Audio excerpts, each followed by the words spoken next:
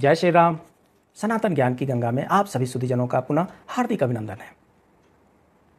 हिंदू धर्म एक ऐसा धर्म है जिसमें हम देवी देवताओं के अलावा जल को भी पूजते हैं गंगा के रूप में, पहाड़ को भी पूजते हैं कैलाश पर्वत के रूप में, और पेड़ को भी पूजते हैं तुलसी और पीपल के रूप में।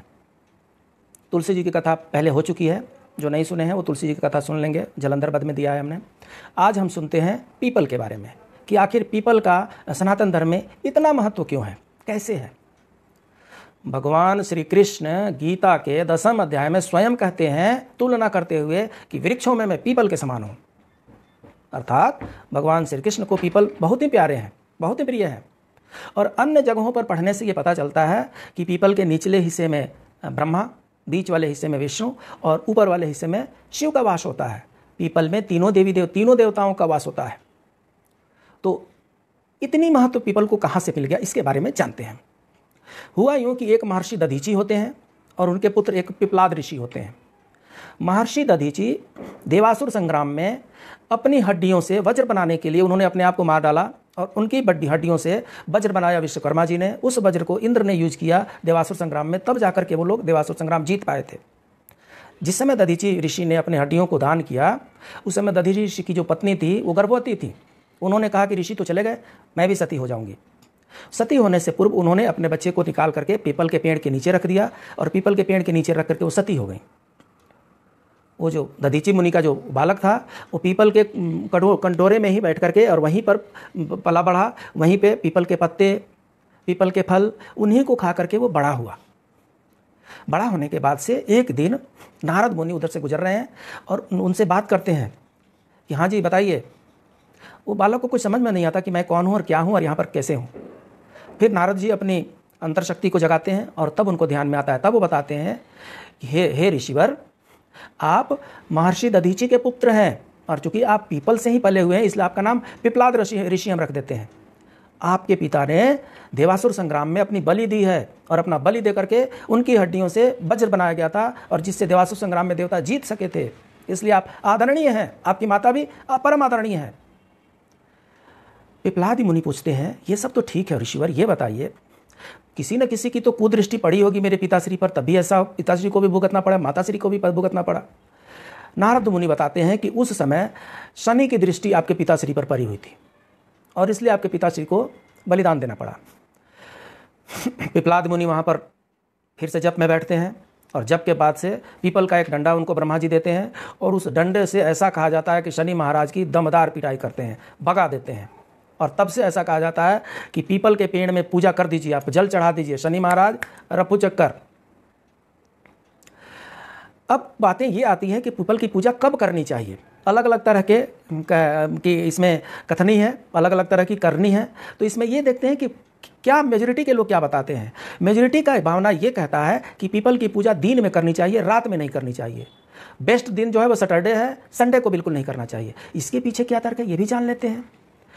फिर से हम चलते हैं समुद्र मंथन में। समुद्र मंथन में पहली वस्तु जो निकली थी वो कालकुट विष निकला था, जिसको भगवान भोलेनाथ ने पी लिया था।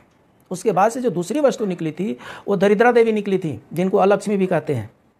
बहुत बाद में लक्ष्मी जी आई। तो कालकुट को भगवान भोलेनाथ ने पी लिया और इधर दरिद्रता देवी को किसी ने ग्रहण नहीं किया। जब लक्ष्मी जी आई तो लक्ष्मी जी को जब विष्णु भगवान ने वर्ण किया तो लक्ष्मी जी ने विष्णु जी से प्रार्थना की कि हमारी बड़ी बहन दरिद्रा अभी अविवाहिता है, आप उसके विवाह का कुछ उपाय कीजिए। तो विष्णु भगवान एक ऋषि से उस दरिद्रा देवी का विवाह करवा देते हैं। ऋषि दरिद्रा देवी को लेकर के अपने शिविर में पहुंच जाते हैं। जहाँ पर ऋषि रहते हैं वहाँ पर तो यज्ञ हो रहा है, आहुति हो रही है, हवन हो रहा है, पूजा पाठ हो रहा है। वहाँ से भागी दरिद्रा देवी जोर लगा करके। ऋषि पीछे पीछे कहाँ जा रही हैं, कहाँ जा रही हैं। उन्होंने बोला नहीं ऋषिवर, मेरा नाम दरिद्रा देवी है और जहाँ पे पूजा पाठ हो रहा हो, जहाँ पर हवन हो रहा हो, जहाँ पर भगवान का नाम लिया जा रहा हो, वहाँ पर मैं ठहर ही नहीं सकती हूँ। मुझे कोई ऐसा जगह चाहिए जहाँ पर पूजा पाठ नहीं हो रहा हो, जहाँ पर भगवान हरि का कहीं नाम नहीं लिया जा रहा हो, जहाँ पर कोई जप तप नहीं हो रहा है, जहाँ पर कोई दान नहीं हो रहा हो, मैं वहाँ रह सकती हूँ। ऐसे जगहों पर मैं नहीं रह सकती हूँ। ऋषि बोले चलो ढूंढते हैं। कहाँ कहाँ वो ढूंढे, जहाँ गए वहाँ पर सर्वत्र भगवान विष्णु का लोग नाम ले रहे हैं, हरि का नाम ले रहे हैं, पूजा पाठ कर रहे हैं, लोग जप तप दान कर रहे हैं। ऋषि ने कहा आप इस पीपल के पेड़ के नीचे बैठिए, थक गई हैं, मैं कहीं अन्यत्र ढूंढ करके आता हूँ। ऋषि ढूंढते ढूंढते वापस ही नहीं आए। जब वापस ही नहीं आए तो दरिद्रा देवी अपने स्वभाव के अनुसार चिल्लाने लगी जब वो चिल्लाने लगी तो लक्ष्मी जी और विष्णु जी उनके पास आए। फिर उन्होंने बताया, तब विष्णु जी ने बताया कि ऐसा कीजिए, आप पीपल का पेड़ मेरा अपना जगह है, मैं पीपल के पेड़ में रहता हूँ। अगर आपको अन्यत्र कहीं भी जगह नहीं मिलता है, आप पीपल के पेड़ में रात में रहिए।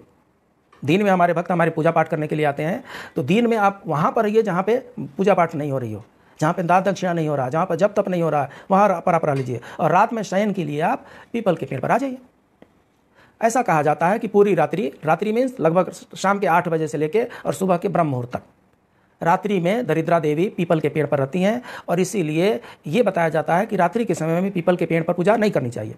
रात्रि के समय में पीपल के अगल बगल भी नहीं रहना चाहिए। रात्रि के समय में पीपल के पेड़ की छाया अगर किसी घर पर पड़ती है, किसी आंगन में पड़ती है, उसको खराब माना जाता है, क्योंकि वहाँ पर दरिद्रा देवी का वास हो जाता है। इतने से प्रसन्न नहीं हुई। दरिद्रा देवी ने बोला कि रात में मैं यहाँ पर रह लेती हूँ और दिन में इधर उधर घूमती रहती हूँ, मुझे दिन में भी थोड़ा सा जगह दीजिए। तो इस तरीके से भगवान विष्णु ने दरिद्रा देवी को रविवार का दिन दिया कि रविवार भी आप इस दिन में इस पेड़ में रह सकती हैं। इसलिए रविवार को पीपल के पेड़ का पूजा नहीं करना है। बाकी रविवार को छोड़ करके बाकी सारे दिन ब्रह्म मुहूर्त से लेकर के शाम के 8 बजे तक पीपल की पेड़ की पूजा की जा सकती है। पीपल के पेड़ का पूजा करने का बेस्ट डे जो है वो सैटरडे शनिवार होता है, उसके बाद सोमवार होता है। बाकी दिन भी संडे को रविवार को छोड़ करके आप पीपल के पेड़ की पूजा कर सकते हैं। पीपल के पेड़ की पूजा करने से जितने ग्रह अस्त व्यस्त हैं वो सब ठीक हो जाते हैं। मंगल दोष, शनि दोष, काल सर्प दोष, राहु दोष, केतु दोष, सबका निवारण हो जाता है।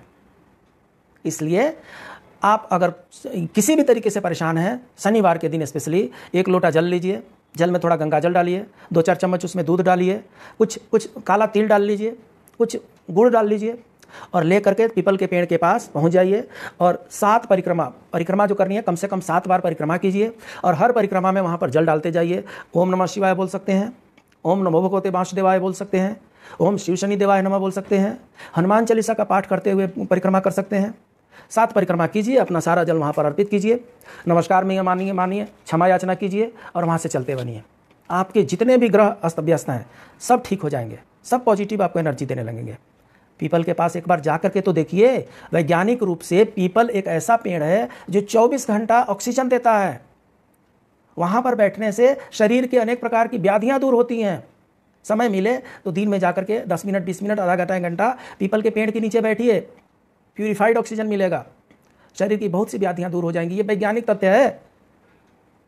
तो इसलिए पीपल के पेड़ की पूजा पाठ कीजिए। और जीवन में अगर किसी भी प्रकार का कष्ट है, एक पीपल का पेड़ लगाइए, आप उसका पालन पोषण कीजिए। कहीं पीपल का पेड़ सूख रहा है, वहाँ में जल डाल दीजिए।